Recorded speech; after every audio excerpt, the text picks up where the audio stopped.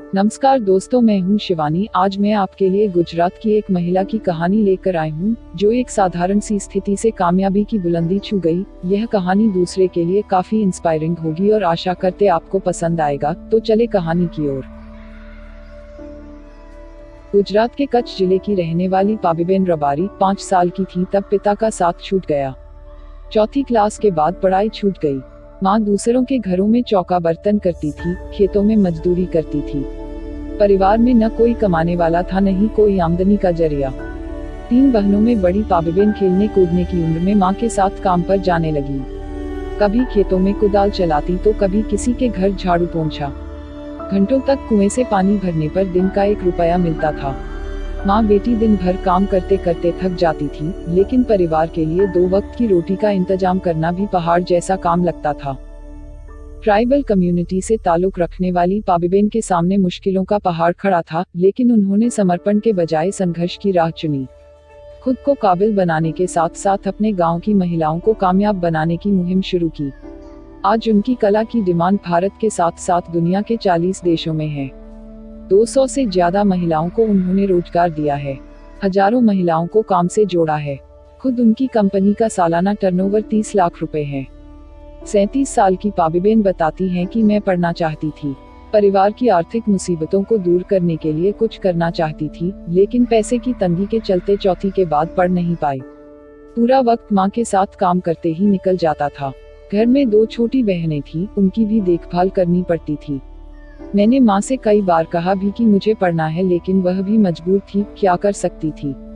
गरीबी और भूख के आगे हमारा कोई वश नहीं था। वे कहती हैं कि कम उम्र में ही छत्तीसगढ़ में मेरी शादी हो गई। वहाँ भी इसी तरह के हालात थे। मुश्किलें पीछा छोड़ने का नाम नहीं ले रही थी। पति भेड़ बकरियां चराने का काम करते थे। कई बार जानवरों के साथ वे दूर निकल जाते थे। पाबीबेन कहती हैं कि छत्तीसगढ़ में मेरा रहना मुमकिन नहीं हो रहा था, क्योंकि हमारा कोई स्थायी ठिकाना नहीं था और मैं वैसे रहना नहीं चाहती थी। इसलिए पति को समझाने के बाद हम वापस गुजरात आ गए। यहाँ आकर हमने एक किराने की दुकान खोली। पति उसको संभालने लगे और मैं वहाँ की ट्रेडिशनल कढ़ाई बुनाई का काम करने लगी, जो अपनी माँ से सीखा था। यहाँ ससुराल जाने वाली लड़कियाँ अपने साथ हाथ से कढ़ाई किया हुआ बैग और कपड़े ले जाती थीं। मैं बड़े घर की लड़कियों के लिए ये काम करने लगी। इससे मुझे कुछ आमदनी होने लगी। कुछ महीने बाद पाबीबेन एक संस्था से जुड़ गई, जिसके लिए वे कढ़ाई बुनाई का काम करती थी। बदले में उन्हें संस्थान की तरफ से मेहनताना मिलता था। पाबीबेन कहती हैं कि हमें काम के लिए पैसे तो मिलते थे, लेकिन क्रेडिट नहीं मिलता था। बड़ी कंपनियां हमसे सस्ते दाम पर खरीदकर उसे अपने नाम से महंगी कीमत पर बेचती थी। हम बस मजदूर बनकर रह जाते थे। इसके बाद पाबीबेन के पति ने सुझाव दिया कि हमें दूसरों के लिए बनाने की बजाय खुद के नाम से मार्केटिंग करनी चाहिए। आइडिया तो बढ़िया था, लेकिन मुश्किल यह थी कि न तो दोनों पढ़े लिखे थे और न ही उनके पास उतने पैसे ही थे कि कंपनी शुरू कर सकें। पाबीबेन कहती हैं कि 2016 में मैं अपने एक परिचित नीलेश प्रियदर्शी से मिली। वे पढ़े लिखे और इन सब चीजों में एक्सपर्ट थे। कॉर्पोरेट और रूरल दोनों ही सेक्टर में उनका लंबा अनुभव था। उनसे मैंने अपना आइडिया शेयर किया। उन्होंने हमारी काफी मदद की और हमें मार्केटिंग की जानकारी दी, संसाधन उपलब्ध कराए। कुछ महीने बाद हमने pabiben.com नाम से खुद की कंपनी रजिस्टर की और मार्केटिंग करने लगे। पाबीबेन और उनकी टीम पहले लोकल मार्केट में कारोबार करती थी।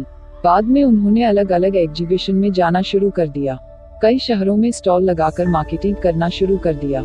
इसका उन्हें बढ़िया रिस्पॉन्स मिला। एक के बाद एक उनके ग्राहक बढ़ते गए। धीरे धीरे उन्होंने अपने काम का भी दायरा बढ़ा दिया। गाँव की स्थानीय महिलाओं को काम पर रख लिया। इससे इन महिलाओं को भी अच्छी आमदनी होने लगी। इसके बाद उन्होंने मार्केटिंग के लिए सोशल मीडिया की मदद ली, खुद की वेबसाइट बनवाई और देश भर में अपने प्रोडक्ट की डिलीवरी करने लगी। कोरोना काल में अमेजन और फ्लिपकार्ट पर भी उनके प्रोडक्ट उपलब्ध हो गए। अभी वे bag, shawl, mobile cover, purse सहित 50 से ज्यादा वैरायटी के प्रोडक्ट्स की मार्केटिंग करती हैं। अमेरिका, जापान सहित 40 देशों में उनके प्रोडक्ट्स की डिमांड है। देश के कई शहरों में उनके रिटेलर्स जुड़े हैं। उनके बनाए प्रोडक्ट को कुछ बॉलीवुड और हॉलीवुड फिल्मों में भी जगह मिली है। उन्हें नेशनल और इंटरनेशनल लेवल पर सम्मान भी मिले हैं। पाबीबेन को प्रधानमंत्री नरेंद्र मोदी भी सम्मानित कर चुके हैं। इसके साथ ही वे केबीसी के मंच पर अमिताभ बच्चन के साथ नजर आ चुकी हैं। पाबीबेन के साथ काम करने वाले नीलेश बताते हैं कि अभी हम लोग कारीगर क्लिनिक मॉडल पर काम कर रहे हैं। इसमें हम स्थानीय कलाकारों को बढ़ावा देते हैं। सबसे पहले हम गांव-गांव जाकर कलाकारों से मिलते हैं, उनकी कला और काम को समझने की कोशिश करते हैं। इसके बाद जैसे डॉक्टर क्लिनिक में मरीज के डिजीज का एनालिसिस करता है, वैसे ही हम लोग कलाकारों की प्रॉब्लम को समझते हैं, उन्हें प्रोडक्ट बनाने या मार्केटिंग में कहाँ दिक्कत आ रही है, इसको लेकर जानकारी जुटाते हैं। इसके बाद हम ऐसे कलाकारों को मंच देते हैं ताकि वे खुद के नाम से अपना प्रोडक्ट तैयार कर सकें। नीलेश कहते हैं कि हमारी कोशिश है कि पाबीबेन की तरह और भी स्थानीय कलाकार तैयार करें, उन्हें ब्रांड के रूप में तब्दील करें। पिछले 2 साल में हमने ऐसे कई कलाकारों को पहचान और मार्केटिंग के लिए प्लेटफॉर्म दिया है। कोरोना काल में इन महिलाओं के बनाए स्पेशल गिफ्ट पैक की भी खूब डिमांड रही है। दोस्तों, अभी आपने देखा कैसे एक साधारण सी महिला अपने लगन, मेहनत और ईमानदारी के दम पर शून्य से शिखर तक पहुंच गई। आशा है यह सच्ची कहानी दूसरों को उत्साहित करेंगे जो अपने जीवन के संघर्ष में निराशा होकर हाथों पर कर देते हैं। ऐसे और मोटिवेशनल स्टोरी जानने के लिए चैनल को सब्सक्राइब कीजिए और प्लीज दोस्तों के साथ शेयर कीजिए। धन्यवाद।